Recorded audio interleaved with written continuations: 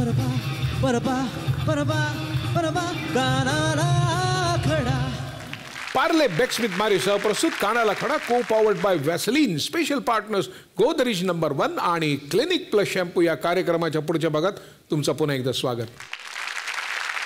शक्यतो काय होतं ना, लोक सिनेमात असतात आणि मग ते जमवण्याचं झालं म्हणजे त्यांना कोणी विचारण्याचं झालं की मग ते राजकारणात जातात आणि मग त्यांना कोण ना कोणतरी लोकप्रिय असेल तसं तिकीट देतं आणि ते वर्षानुवर्ष काम करणारे निष्ठावंत कार्यकर्त्यांच्या उरावर बसून नेते होतात. मग तुम्ही सिनेमे अभिनेते असून मग परत नेते कसे झालात? आता त्याचा अभिनेता म्हणून म्हणजे मला फिल्मची आवड होती, पण या सामाजिक कामाची आवड असल्यामुळं मी सातत्यानं काम करत राहिलो. मला फिल्मची आवड होती. जर मी कदाचित राजकारणामध्ये आलो नसतो तर मी फिल्ममधला चांगला अभिनेता होऊ शकत होतो. पण तसं बॅकग्राऊंड आपलं त्यानं होतं, ही मला फक्त आवड होती. पण मी ठरवलं की अभिनेता होण्यापेक्षा नेता होणं अत्यंत महत्त्वाचं आहे आणि सर्वसामान्यांना मदत करण्यासाठी प्रॅक्टिकल जो अभिनेता आहे, अभिनेता चित्रपटाच्या माध्यमातून लोकांची सेवा करण्याचा प्रयत्न करतोच. पण नेता हा जो आहे, हा नेता हा डायरेक्ट लोकांशी कनेक्टेड असतो आणि लोकांच्या प्रश्नांच्या सोडवणुकीसाठी नेत्याला काम करण्याची संधी मिळते. तर अशा पद्धतीनं मी अभिनेता बनण्यापेक्षा मी नेता किंवा कार्यकर्ता, नेत्यापेक्षा कार्यकर्ता बनणं हे माझं उद्दिष्ट राहिलं. आणि मी स्वतःला आजही मी नेत्यापेक्षा कार्यकर्त्याचं समजतो आणि त्यामुळंच माझं नेतृत्व टिकून आहे. म्हणजे नेत्याची हवा एकदा डोक्यामध्ये गेली की त्या नेत्याचं नेतृत्व काय सगळे मान्य करत नाही आहे. पण माझ्या डोक्यामध्ये नेत्याची नाही हवा, माझ्या डोक्यामध्ये नेत्याची नाही हवा, म्हणूनच मी इतिहास घडवणार आहे नवा.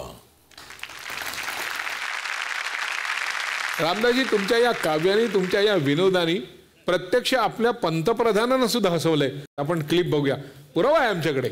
और ये हमारे लिए बहुत बड़ी खुशी की बात है कि आप एक पत्रकार हैं, आप एक राजनेता भी है, सोशल वर्कर भी है और इस हाउस को चलाने के लिए आपको मौका दे दिया है. तो मैं हमेशा मतलब चेयरमैन साहब को मैं डरता हूँ, चेयरमैन साहब को मैं डरता हूँ, इसलिए मैं आपका समर्थन करता हूँ.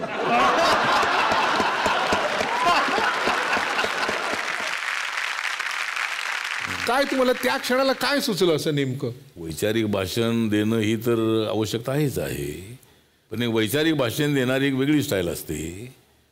पण खुसखुशीत भाषण, हसत खेळत असणारं जे भाषण असतं ते लोकांच्या लक्षात राहतं. तर त्यामुळं मी आमच्या आता सभांमध्ये, तसा मी काय बघता नव्हतो अगोदर, भाषण करण्यापेक्षा लोकांचं काम करण्याची मला तर सवय होती.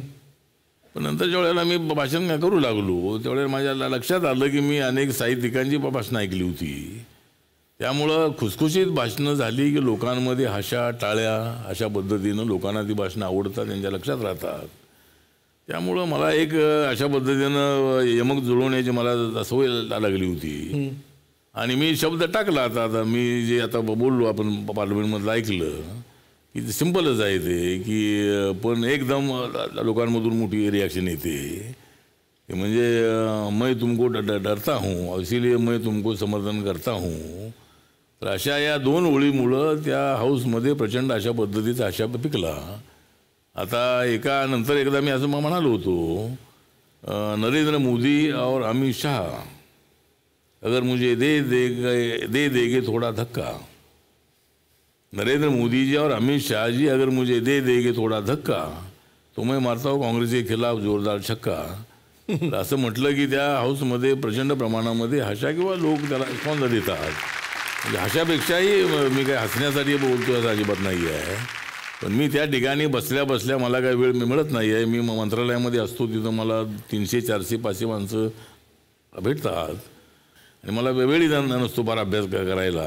पण मी बसल्या बसल्या त्या ठिकाणी पार्लमेंटमध्ये आणि लोकांची अपेक्षा असते की मी कविता म्हटली पाहिजे आणि माझं भाषण कधी आहे याची अनेक लोक वाट बघतात, स्टाफची वाट बघतात, अनेक मेंबर ऑफ पार्लमेंट वाट बघतात. आणि आता मी काय कविता मी करणार आहे, जसं अविश्वासाच्या ठरावाच्या वेळेला राहुल गांधींचं भाषण झाल्यानंतर ते PM च्या जवळ आले आणि त्यांनी त्यांच्या गळ्याला गळा मिळवला, तर मी लगेच 4 ओळी केल्या की राहुल गांधी जी ने लगाया है प्रधानमंत्री जी के गले को गला, राहुल गांधी जी ने लगाया है प्रधानमंत्री जी के गले को गला, लेकिन नरेंद्र मोदी जी के पास है काँग्रेस को हराने की कला. तर हे असं म्हटल्याबरोबर लोकांमध्ये मोठा रिस्पॉन्स मिळतो अशा पद्धतीनं. तर ठीक आहे, तर मला ती एक सवय आहे. आणि मला प्रधानमंत्री हे कविराज म्हणून हात मिळवतात. हॅलो कविराज, कैसे?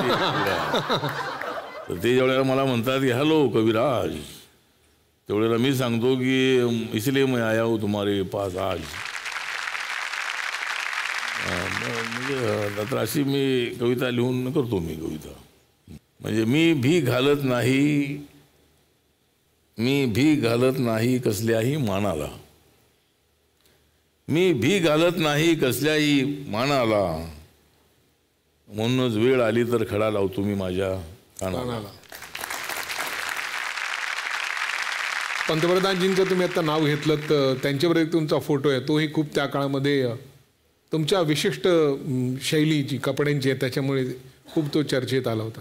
लंडनमध्ये आपण होतो, बाबासाहेब आंबेडकरांच्या स्मारकाचं लोकार्पण समारंभ करण्यासाठी पंतप्रधान लंडनमध्ये आले होते. आणि बाबासाहेब आंबेडकर 1921-22 ज्या बंगल्यामध्ये राहत होते, लंडन स्कूल ऑफ इकॉनॉमिक्समध्ये शिकायला गेल्यानंतर बाबासाहेब आंबेडकर तिथे राहायचे. रेल्वे स्टेशनला जायचे, तिथून ते लंडन स्कूल ऑफ इकॉनॉमिक्समध्ये जायचे. ते जे घर आहे ते घर भारत सरकारच्या परवानगीनं महाराष्ट्र सरकारने विकत घेतलं. आणि ते जवळजवळ 41 कोटीला विकत घेतलं. तर त्याच्या लोकार्पण सोहळ्यासाठी त्या ठिकाणी आम्ही गेलो होतो. आणि प्रधानमंत्री नरेंद्र मोदी यांच्या हस्ते त्याचं लोकार्पण समारंभ होता त्याचा. त्यावेळेला देवेंद्र फडणवीस आपले मुख्यमंत्री होते. तर त्या ठिकाणी आता मला तशी सूट बूट आणि टाय घालण्याची ज्यावेळेला थंडी असते, विंटर सेशन ज्यावेळेला असतं, त्यावेळेला पार्लमेंटमध्ये माझा ड्रेस जो असतो, तो माझा ड्रेस असा असतो की मी एकटाच तिथं टायवाला त्या दिसतो. म्हणजे टाय जास्त वापरत नाही. फार सूट बीट घातलेली कोणी नसतात, फार सूट बीट घातलेली कोणी नसतात. म्हणजे सूट वगैरे असतात, कोटवाले असतात, पण टायवाला मी एकटाच त्या ठिकाणी पाहायला मिळतो. म्हणजे मी आहे टायवाला, मी तर असतो टायवाला, कारण माझा प्रधानमंत्री आहे चायवाला. का हो, घरामध्ये कपाटात कपड्यांसाठी आता जागा उरली का नाही?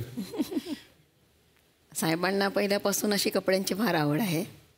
म्हणजे जेव्हा मला विचारलं गेलं एक मंत्र्याबरोबर लग्न करायचं आहे, राजकारणी लोकांना असं कधी स्टायलिशमध्ये असं कधी पाहिलं नव्हतं. आणि साहेबांचे कपड्याची स्टाईल वगैरे अशी वेगळीच होती. आणि लग्न झाल्यानंतर जास्त शौक साहेबांना म्हणजे कपड्यांचा जास्त असा म्हणजे मला नंतर कळालं. आणि साहेब नेहमी म्हणजे सुरुवातीला आम्ही जेव्हा फिरायला जायचं, जेव्हा त्यांचा शर्ट ज्या कलरचा असायचा त्या कलरची साडी नेसायला ते जास्त सांगायचे. आणि आता पण त्यांना नंतरच्या काळात ते झब्बे पायजमे वगैरे आत्ता घालायला लागले दिल्लीला खासदार झाल्यापासून. आणि आता सूट बूट वगैरे अगदी म्हणजे सगळ्या पद्धतीचे कपडे घालतात ते. त्यांना नेहमी सुरुवातीला खूप टी शर्ट वगैरे जीन्सची पॅन्ट वगैरे घालायचे. जेव्हा आमचं नवीन लग्न झालं, आम्ही 1992मध्ये लग्न झालं, आणि तेव्हा टी शर्ट पॅन्ट वगैरे भरपूर वापरायचे ते. शक्यतो व्हाईट कपडे कमी असायचे त्यांचे, सफारी असायचे. आणि नंतर मग आम्ही आमचं 1995मध्ये आम्हाला घर सोडावं लागलं मलबार हिलचं. आणि जवळजवळ 17 वर्ष आम्ही चारकोपला कांदिवलीला राहिलो. त्यानंतर पंढरपूरच्या इलेक्शनमध्ये मग साहेबांनी पहिलं इलेक्शन लढले ते, आणि तिथून निवडून आले. त्याच्या आधी ते दादरला म्हणजे आम्ही स्वतंत्र इंडिपेंडंट ते मुंबईमध्ये लढले. त्यावेळेला ते इलेक्शन हारले होते. आणि त्यानंतर झब्बा पायजमा घालायला लागले. आणि सगळ्या पद्धतीचे ते कपडे असे वापरतात आणि मला ते आवडतात. साहेब, शिर्डीमध्ये जेव्हा आपण निवडणूक लढवतो पेपरमध्ये तर असं हवा होती की तुम्ही निश्चितपणे निवडणूक जिंकणार, परंतु दुर्दैवाने तसं नाही घडलं. त्याबद्दल काय म्हणणं आहे तुमचं? शिर्डी हा जो मतदारसंघ आहे, तर हा शिर्डी मतदारसंघ हा रिझर्व झाला होता. तर त्यामुळे मी असं ठरवलं की एखाद्या जनरल कॅन्डिडेटवर अन्याय करण्यापेक्षा आपण शिर्डी हा मतदारसंघ मला मुंबईपासून जवळ आहे, त्या ठिकाणी मीच इच्छा व्यक्त केली शरद पवारांच्या समोर, सोनिया गांधींच्या समोर की मला शिर्डीमध्ये उभं राहायचं आहे. तर त्या ठिकाणी काय मला यश आलं नाही. म्हणजे त्या ठिकाणी माझ्या संबंधामध्ये वेगळा प्रचार काय करण्यात आला आणि त्यामुळं मला त्या ठिकाणी पराभव पत्करावा लागला. तर शिर्डीचा जो अनुभव आहे तो तसा चांगला अनुभव नाही. पण ठीक आहे, निवडणुकीमध्ये हारणं जितणं असतंच असतं. मला त्या ठिकाणी 3.5 लाखाच्या वरती मतं मिळाली, पण मी जवळजवळ 1,32,000 मतांनी शिर्डीमध्ये हरलो होतो. त्या घटनेने कानाला काय खडा लावला? म्हणजे शिर्डीमध्ये मी हरल्यानंतर मी माझ्या कानाला खडा लावला आणि मी ठरवलं की आता शिर्डीमध्ये उभं राहायचं नाही. त्यानंतर मी एअरटेल उदी इस्टेट नावाच्या माझ्या बंगल्यामध्ये दिल्लीमध्ये राहत होतो. मी 3 वेळेला खासदार असताना. तर त्या बंगल्यातलं तर सामानच बाहेर काढलं माझं, काढून टाकलं. म्हणजे मी निवडणूक शिर्डीमध्ये हरल्यानंतर जे माझं सगळं सामान, पुस्तकं होती, बुद्धाच्या मूर्त्या होत्या, बाबासाहेबांचे फोटो होते, कपडे होते. तर त्यावेळेला मी काँग्रेस शिर्डीमध्ये हरल्यानंतर मी काँग्रेस राष्ट्रवादीची युती तोडलेली असं जाहीर केलं मी. तर 2-3 महिन्याच्या आतमध्येच माझ्या घरातलं सामान बाहेर काढलं न सांगता ना. मग मी ते ठरवलं की न सांगता लॉक म्हणजे लॉक टीव्हीत बघितलं आम्ही. लॉक तोडलं. म्हणजे थोडक्यात तसं बघायला घर फोडी करून थोडक्यात. म्हणजे आता टीव्ही मध्ये समजलं आम्हाला. अनेक लोक त्या खासदाराच्या घरात 2-2 वर्ष, 3-3 वर्ष, 4-4 वर्ष त्याच्या पेपरात आपण चर्चा ऐकतोच की. पण मी 2-3 महिन्याच्या आतमध्ये माझं सामान बाहेर काढलं.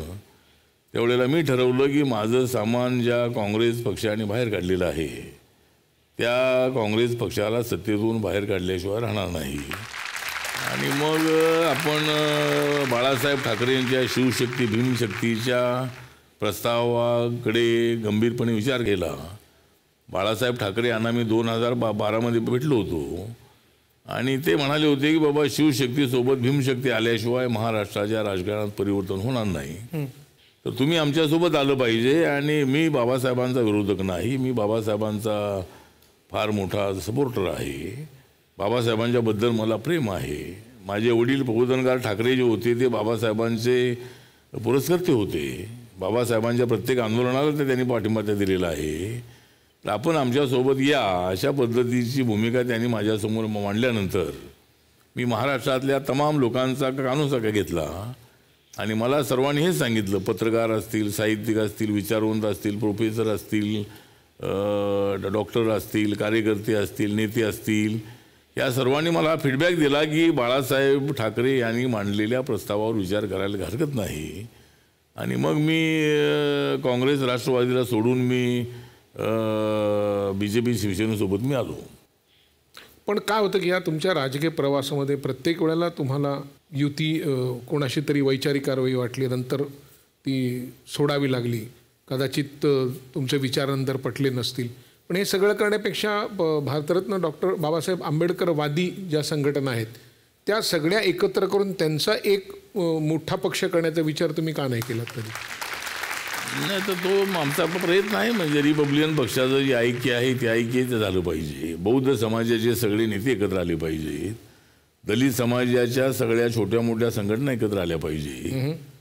आणि जे लोक बाबासाहेब आंबेडकरांच्या विचाराचे लोक आहेत, मग ते मराठा असतील, ब्राह्मण असतील, मुस्लिम असतील, या सर्व समाजाला एकत्र आणणार अशा पद्धतीचा बाबासाहेबांच्या खुल्या पत्रातला रिपब्लिकन पक्ष स्थापन झाला पाहिजे अशी माझी मनीषा आहे, भावना आहे. पण नेत्यांकडून काय त्याचा प्रतिसाद मिळत नाही आहे. आणि त्यामुळं एकतर आपला पक्ष हा थोडासा कमी शक्तीचा असल्यामुळं आपणाला युती केल्याशिवाय दुसरा पर्याय नाही आहे. म्हणजे मग प्रकाश आंबेडकरांबरोबर तुम्हाला युती करायला आवडेल? मला आवडेल पण त्यांना आवडते का नाही मला माहीत नाही आहे. परंतु प्रकाश आंबेडकरांना नेता मानून काम करण्याची माझी तयारी आहे. कुठंतरी 2 पावलं मागे पुढं गेल्याशिवाय आपल्याला अंतिम ध्येय गाठता येणार नाही आहे. आणि बाबासाहेब आंबेडकरांचं स्वप्न साकार करायचं असेल तर 2 पावलं मागे आलं पाहिजे आणि कामाच्या जोरावर नेता बनतो. फक्त भाषण करून नेता बनता येत नाही आहे. भाषण करणारा जो असतो तो वक्ता असतो, पण नेता बनायचं असेल तर लोकांची कामं करणं आणि लोकांचा विश्वास संपादन करणं. तर लोकांचा विश्वास संपादन कसा करायचा याचं मला चांगलं ज्ञान असल्यामुळं मी प्रकाश आंबेडकरांच्या नेतृत्वाखाली काम करण्याची माझी तयारी आहे. त्यांनी तयारी तर दर्शवावी आणि वेळ आली तर मी माझं मंत्रिपद सोडण्याची माझी तयारी आहे. मी अनेक वेळेला सांगितलेलं आहे. त्यामुळं रिपब्लिकन पक्षाचं ऐक्य महत्त्वाचं आहे. बाबासाहेबांचं स्वप्न साकार करणं हे महत्त्वाचं आहे. दलित समाजाला न्याय मिळवून देणं, त्यांना सत्ता मिळवून देणं हे महत्त्वाचं आहे. आणि त्यामुळं वाटेल ती किंमत मोजण्याची माझी तर तयारी आहे. पण याला समाजातल्या लोकांनी, मी पुन्हा पुन्हा हा मुद्दा मांडतोय की समाजानेच ऐक्याची मुवमेंट हातामध्ये घेतली पाहिजे आणि सर्व जिल्ह्यामध्ये, सर्व तालुक्यामध्ये, सर्व शहरामध्ये लोकांनी एकत्रित राहिलं पाहिजे. तर अशा पद्धतीनं जर ऐक्य होत असेल तर मला वाटतं की आपली ही फार मोठी ती शक्ती आहे. आणि जर वाढली आपल्या दलितांची एकत्रितपणे शक्ती, जर मजबूत झाली आपली दलितांची संपूर्ण महाराष्ट्रामध्ये शक्ती, तर आपल्या समाजाला मिळणार आहे मुक्ती. त्यामुळं समाजाला मुक्ती मिळवून देण्यासाठी आपण सगळ्यांनी एकत्र आलं पाहिजे, आपली शक्ती मजबूत केली पाहिजे. तर एक असा प्रयत्न जर होत असेल तर माझी त्याला हरकत नाही. मोनेजी, खरं आहे. परमपूज्य भारतरत्न डॉक्टर बाबासाहेब आंबेडकर एकदा म्हणाले होते की माझ्या विचारांच्या धारेशी एकरूप झालेला माणूस या देशाच्या पंतप्रधानपदी बसलेला असावा, हे माझं स्वप्न आहे. आणि आज तुम्ही जे विचार बोलून दाखवलेत ते जर खरंच प्रत्यक्षात अंमलात आणले तर तो दिवस काही फारसा दूर नाही. तुम्हाला एक प्रश्न विचारतो, त्याला उत्तर पर्याय 2 असतील पण उत्तर एकच आहे. ते एक तुम्ही द्यायचं आहे. प्रश्न पहिला, त्याला आपण म्हणू एकच जबाब. आवडते मुख्यमंत्री कोण, पवार की फडणवीस? दोघे आवडते. दोघे. जबाब एकच? नाही, एकच म्हणजे तसे पवार साहेब नंबर 1 आणि नंबर 2 देवेंद्र फडणवीस. आवडतं ठिकाण दिल्ली का मुंबई? आवडतं ठिकाण तसं 1 नंबरला दिल्ली, 2 नंबरला मुंबई. म्हणजे दिल्ली? म्हणजे दिल्ली. दिल्ली नाही, दिल्ली, कारण मी गल्लीपासून गेलेलो आहे दिल्ली. जगात सगळ्यात जास्त प्रेम कोणावरती आहे, बायकोवरती का कवितांवरती? ऐकलंय तुम्ही, पण तुम्ही वेळ काढून घेता, त्यामुळे मागता वेळ, कळलंय मला. तुम्ही एवढं ऐकू येणं शक्य नाही, असं शक्यच नाही तुम्हाला. नाही, जास्त प्रेम बायकोवर, नंतर कवितावर. अब की बार कौन सी सरकार, कांग्रेस की बीजेपी? नहीं, अब की बार फिर एक बार मोदी सरकार. अब की बार फिर एक बार मोदी सरकार, जिन्होंने खोल दिया है विकास का द्वार. जिन्होंने खोल दिया है विकास का द्वार, इसी लोग बोल रहे फिर एक बार मोदी सरकार. शेवटचा प्रश्न, सर्जिकल स्ट्राईक का युद्ध? म्हणजे आता तर आवश्यक आहे युद्ध. म्हणजे आता एक तर युद्ध नको, आम्हाला बुद्ध हवा आहे, अशीच भूमिका आमची आहे. पाकिस्तानला बुद्ध नको आहे, पाकिस्तानला युद्ध हवं आहे. त्यामुळं जो अटॅक झाला तो अत्यंत गंभीर अशा पद्धतीचा प्रकार आहे. 40 लोकांच्या CRPFच्या 9 जवानांची हत्या करण्यात आली. हा विषय अत्यंत जिव्हारी लागलेला विषय आहे. आणि पाकिस्तानला एकदा आपण सबक शिकवणं अत्यंत आवश्यक आहे.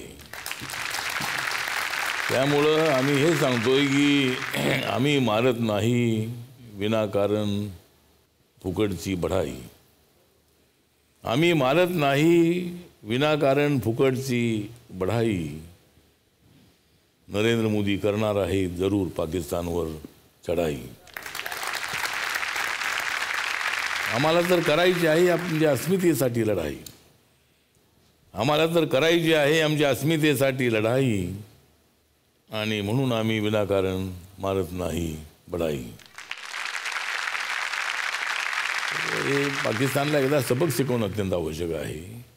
पुन्हा पुन्हा अशा पद्धतीचे हल्ले करून भारताची छेड काढण्याचा प्रयत्न सातत्यानं होत आहे.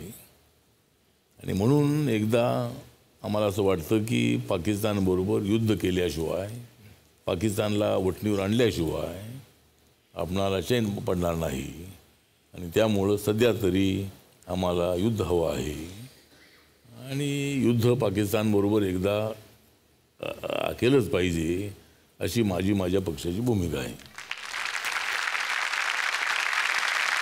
रामदासजी, जेव्हा तुम्हाला मंत्रिपद प्राप्त झालं त्या क्षणाला तुमच्या मातोश्री शेतात काम करत होत्या श्यामलकण. काय वाटलं तिला नेमकं त्या क्षणाला? नाही, काय तिला वाटलं ते कोणीतरी जाऊन माझी आईची मुलाखत घेतली आणि आई म्हणाली की बाबा तू आता मंत्री झालेला आहे, एवढी महागाई का कमी कर असं मला म्हणाले. पण मी मंत्री झाल्यानंतरही मी आईला सांगितलं होतं काय काम करू नको, तरी आई तिथं वर्षभर तरी शेतावर काम करतच होती. त्यामुळं आईला माझा आनंद वाटला होता की माझा मुलगा मंत्री झालेला आहे. तर आणि माझ्या आईलाच नाही तर महाराष्ट्रातल्या आणि देशभरातल्या लोकांना प्रचंड आनंद झाला होता की एक ग्रासरूटला काम करणारा कार्यकर्ता, आपल्यासोबत सातत्यानं मिळून मिसळून राहणारा कार्यकर्ता, आपल्यासाठी सारखी मोर्चे काढणारा कार्यकर्ता हा मंत्री तर झालेला. याचा एक प्रचंड अशा पद्धतीचा एक आमच्या आया बहिणींना, आमच्या मित्रांना, आमच्या कार्यकर्त्यांना एक प्रचंड अशा पद्धतीचा आनंद होता.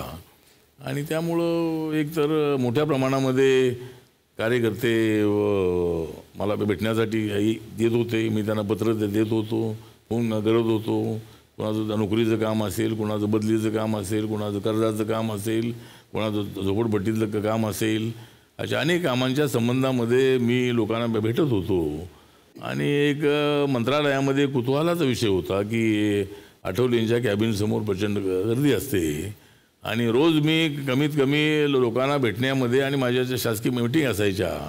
पण मी माझा जो सातपुडा बंगला होता तर मलबार हिलवरती, तर त्या सातपुडा बंगल्यावर मी रात्री 1-2 वाजेपर्यंत लोकांना भेटत होतो आणि कधी मंत्रालय न पाहिलेल्या लोकांनाही मग मंत्रालय बघितलं.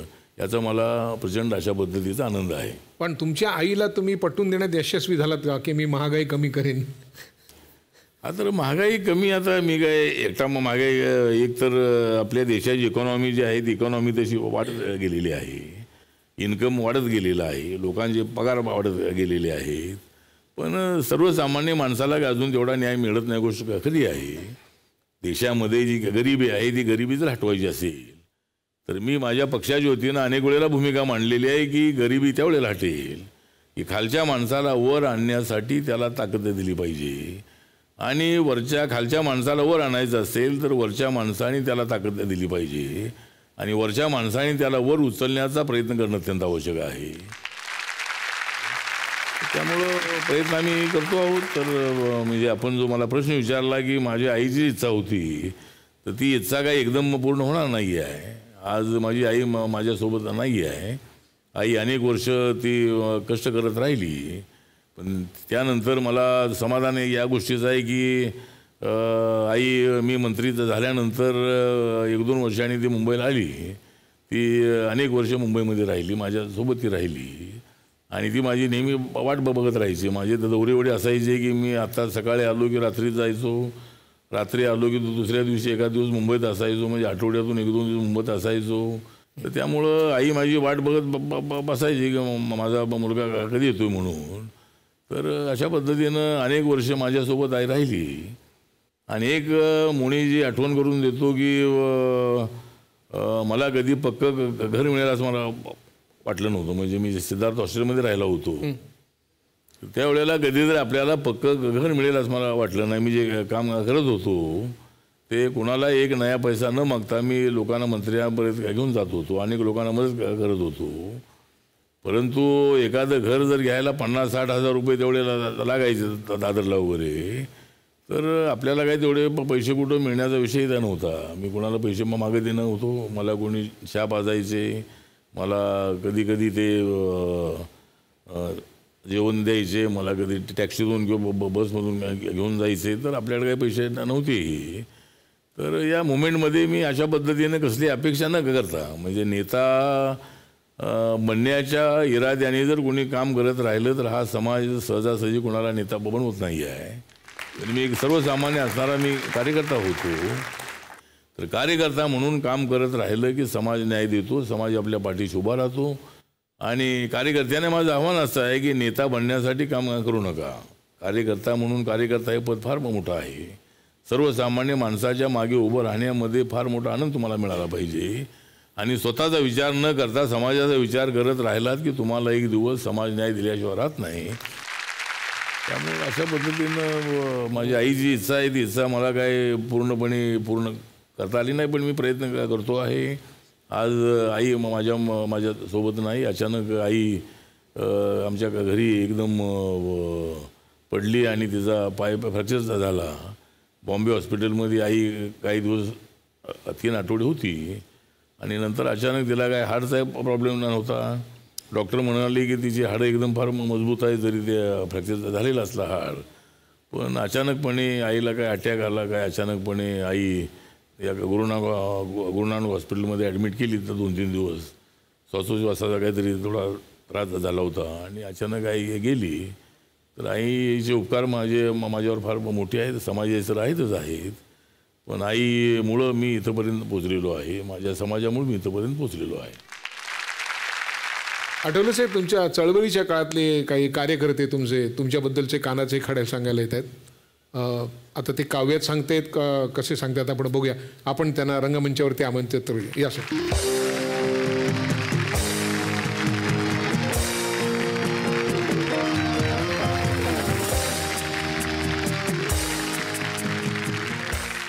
तर आडवले साहेब, तुमचे चळवळीच्या पासूनच्या काळातले काही तुमचे सहकारी मित्र कार्यकर्ते आज इथे आलेले आहेत. अविनाश मातेकर साहेब आणि सुरेश बारशिंगे साहेब, आपले काय कानाला खडे आहेत साहेबांच्याबद्दल? एका चांगल्या चर्चेचा आस्वाद आपण या ठिकाणी घेत आहोत. या निमित्तानं रामदास आठवले यांच्या व्यक्तिमत्वाचे वेगवेगळे पैलू समोर आलेले आहेत. माझ्या मते समाजासमोर किंवा सर्वांच्या समोर असलेला त्यांचा महत्त्वाचा पैलू म्हणजे डॉक्टर बाबासाहेब आंबेडकरांच्या विचारधारेवर आधारित असलेली चळवळ ही पुढं नेण्याचा जो त्यांचा प्रयत्न आहे तो अतिशय वाखाणण्याजोगा आहे. आणि या प्रयत्नामुळेच भल्याभल्यांनी कानाला खडे लावावेत असं मला वाटतं.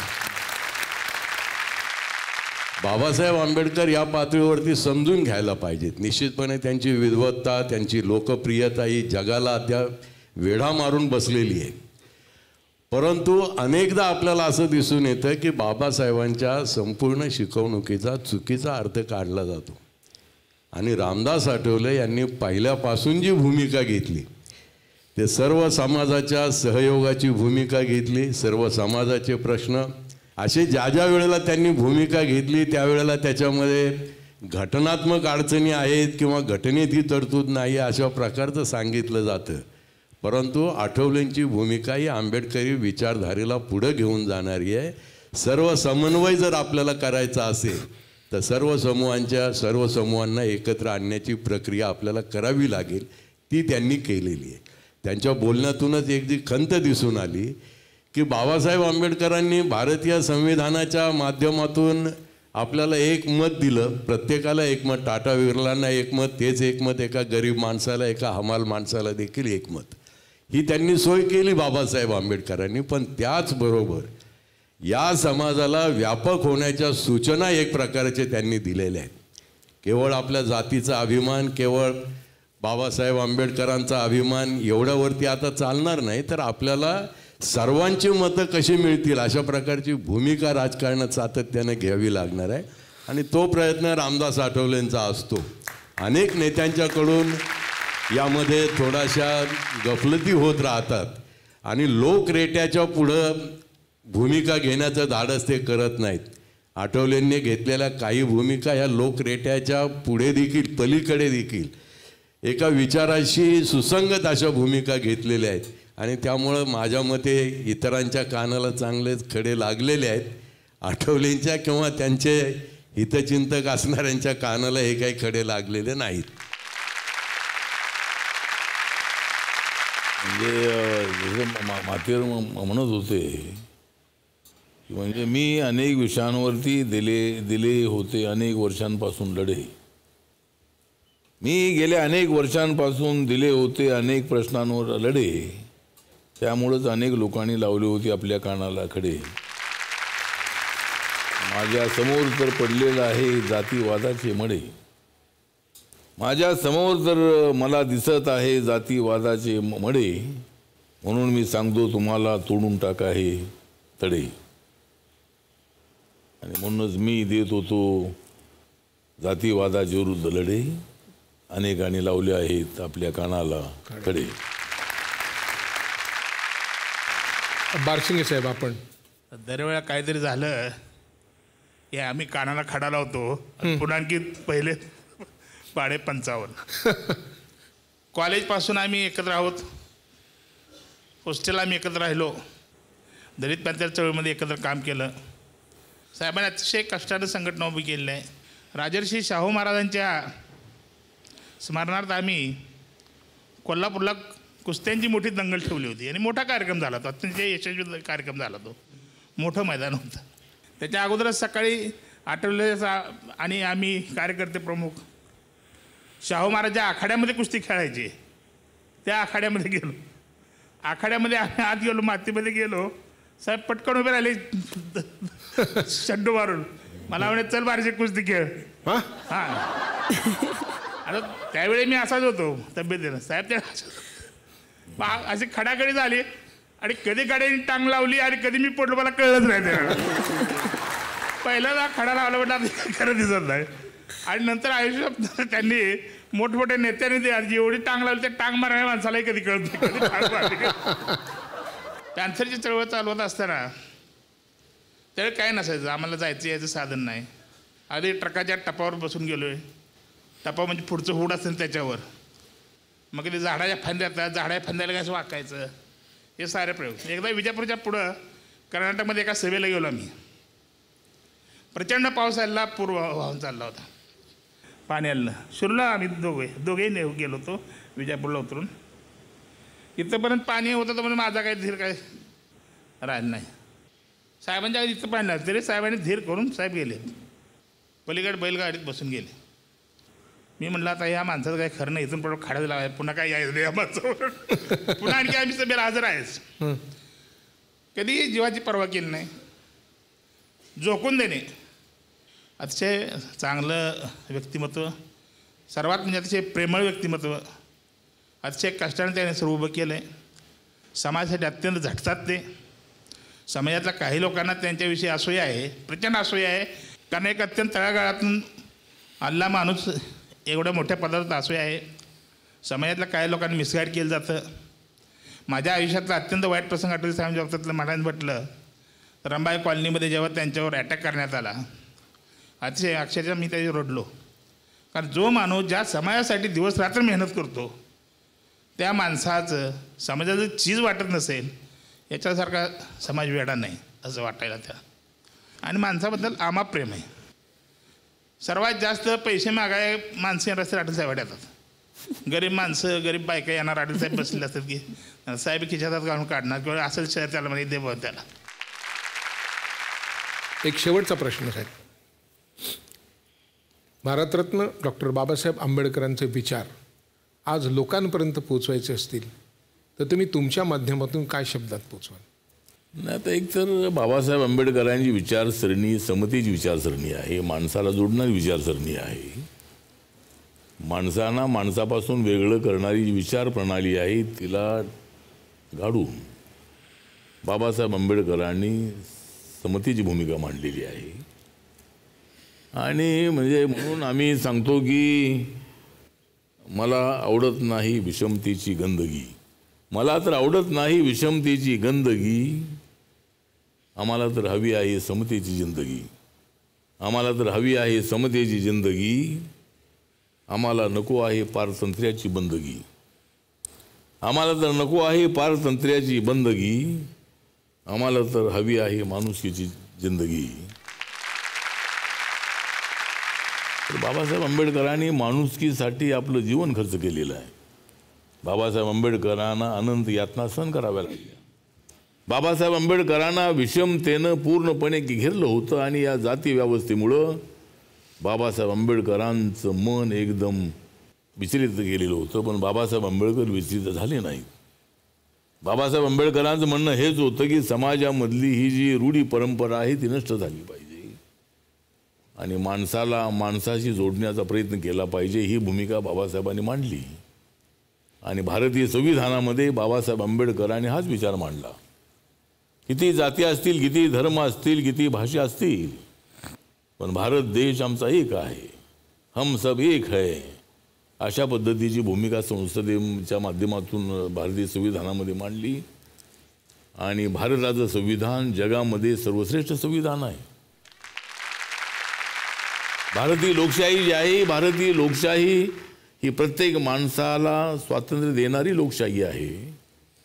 आणि भारतीय लोकशाही किती मजबूत आहे हे एकदा आपण पाहिलेलं आहे. अटल बिहारी वाजपेयी यांचं NDAचं सरकार असताना ते एका मतामध्ये हरलं. त्यामुळं एका मताला किती किंमत आहे हे बाबासाहेब आंबेडकरांनी बहुजन हिताय बहुजन सुखायच्या माध्यमातून त्यांनी एक प्रगल्भ अशा पद्धतीची लोकशाही आपल्या देशाला दिली. आणि 1 मॅन 1 व्होट 1 व्हॅल्यू अशा पद्धतीची भूमिका बाबासाहेब आंबेडकरांनी सगळ्यांना सांगितली. आज बाबासाहेब आंबेडकरांच्या नावाचा गवगवा फार मोठा आहे. सगळ्या पक्षाचे लोक, सगळे लोक बाबासाहेब आंबेडकरांचं कौतुक करत आहेत. ही गोष्ट अत्यंत महत्त्वाची आहे. आणि Indian democracy the best democracy in the world. तर अशा पद्धतीनं बाबासाहेबांचं अधुरं राहिलेलं स्वप्न हे साकार करण्यासाठी आम्हाला जो संघर्ष करावा लागेल तो संघर्ष करण्याची आमची तयारी आहे. आणि बाबासाहेबांचं स्वप्न साकार करण्यासाठीच मी मैदानात उतरलेलो आहे. आणि हे मैदान मी अजिबात सोडणार नाही.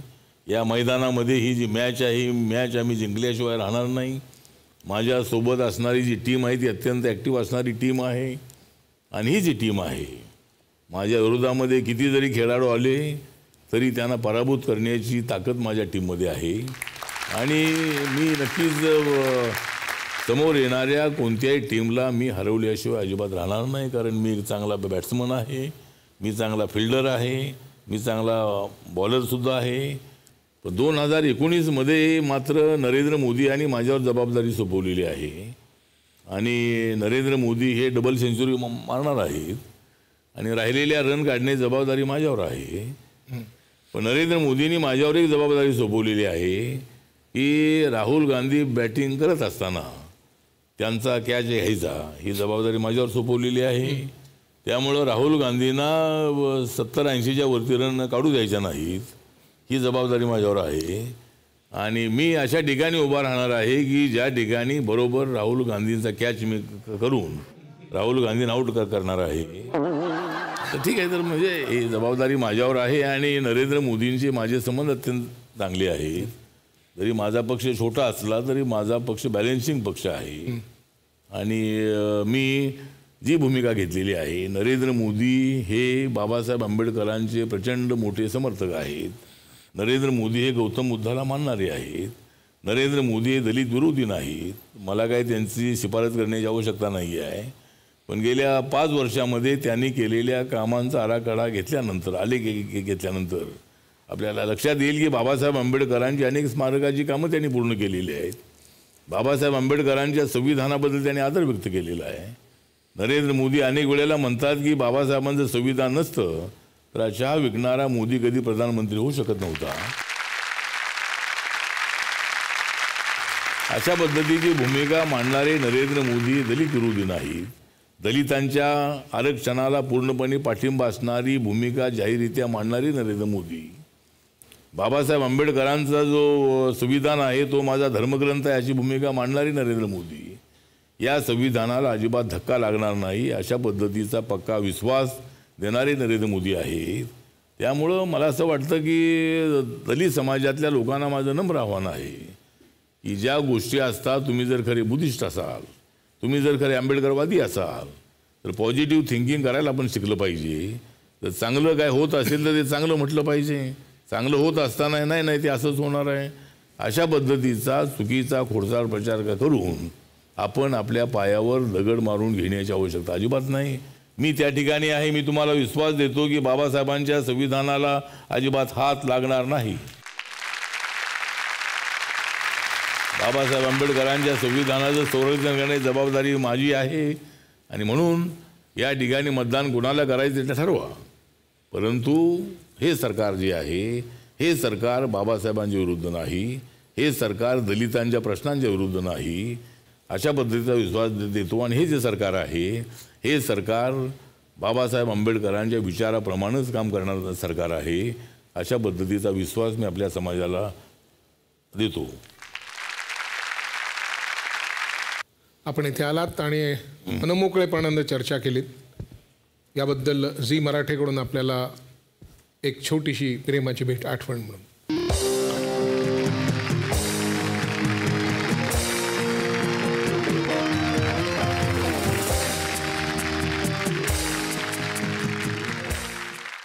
आम्ही इथं आलेलो आहोत तुमच्या भेटीसाठी 4. आम्ही इथं आलेलो आहोत तुमच्या भेटीसाठी 4. करतो मी आमच्या दुश्मनांवर वार. करतो मी आपल्या दुश्मनांवर वार.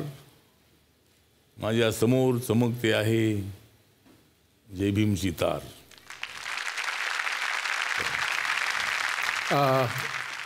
तुम्ही पण एक कविता केली. नाही जाणार जनतेच्या विश्वासाला तडा. नाही जाणार जनतेच्या विश्वासाला तडा. म्हणूनच आठवले साहेबांच्या सोबत असतो नेहमी जनतेचा आणि कार्यकर्त्यांचा गराडा.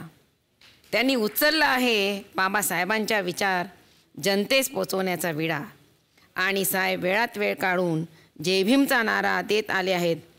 आपला कार्यक्रम जो आहे त्याचं नाव आहे कानाला खडा कानाला खडा. खरंच काय म्हणावं आजच्या पाहुण्यांना. कसलेलं कवी की समाजाला पुढे नेण्याचा विचार करणारा पुढारी. एक अभिनेता का तळागाळातनं वर आलेला लोकनेता. मंत्रिपद असूनही वागण्या बोलण्यात साधेपण असलेल्या आणि कर्तव्याची जाणीव असलेल्या आठवले साहेबांना आणि त्यांच्या कुटुंबियांना आपण शुभेच्छा देऊया. आज पहिल्यांदा असं बघायला मिळालं की साधारण आपल्या देशामध्ये सत्तेला चिकटून राहायची एक प्रथा आहे.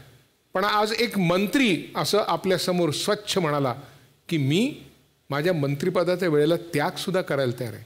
आज असेही लोक आपल्या भारतात आहेत आणि म्हणून आपला देश चालतोय आणि पुढे जातोय. याच नोटवर थांबूया आणि पुन्हा भेटूया याच कार्यक्रमात ज्याचं नाव आहे पार्ले बेक्समिथ मारे सहप्रस्तुत कानाला खडा. को powered by Vaseline. Special partners Godrej number 1 आणि क्लिनिक प्लस शॅम्पू.